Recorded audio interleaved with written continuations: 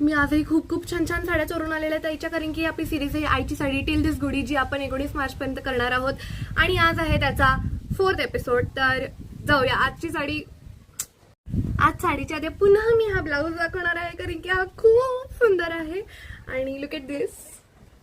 ह्याला स्टाईल करायला खूप मजा येणार आहे. साडी मी दाखवते. साडी आहे ही छान अशी पेस्टल ग्रीन, खूप छान दिसते ही. आणि ह्याचा ब्लाऊज होता पण मी नाही चूज केला, कारण हा ब्लाऊज असताना मी हा ब्लाऊज का घालेल. आपला ब्लाऊज घालून झालेला आहे. आता साडी नेसून घेते मी पटकन. साडी नेसून झालेली आहे.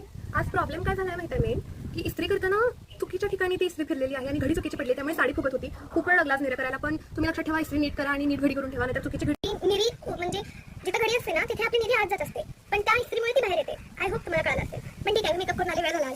तर माझा मेकअप करून झालेला आहे. आता मी ज्वेलरीकडे जाते. खूप वेळ झालाय, रोजच वेळ व्हायला लागलाय, पण ठीक आहे. आजचं गळ्यातलं आहे हे छान असं मोत्याचं आहे. ह्यावर खूप छान दिसतं, कारण की साडी अशी छान पेस्टल सोबर आहे, त्यामुळे मोत्याचं गळ्यातलं आणि कानातलंही त्यावरतीच आहे. दाखवते मी, हे घालून घेते. कानातल्यासाठी मी ह्याच्यावरच छोटंसं खूप छान असं सोबर दिसतंय, मला खूप आवडलंय. इतकं छोटं कानातलं आहे ना, क्यूट असं. तर मी हे घालतेय. कानातलं घालून झालेलं आहे. किती गोड आहे. एक जगात भारी गोष्ट आहे मी जी शेवटला लावणार आहे. लावणार घालणार वडवर जे आहे, त्यासाठी थांबा, मी आता केस करून घेते.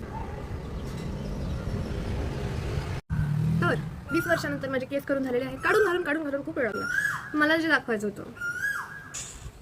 आणखी एक नथ. मला नथी आता खूपच आवडायला लागल्यात असं मला कळालंय.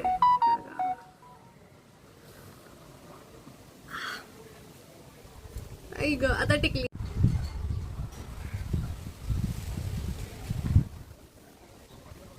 कशी दिसतीये मी, आई ग.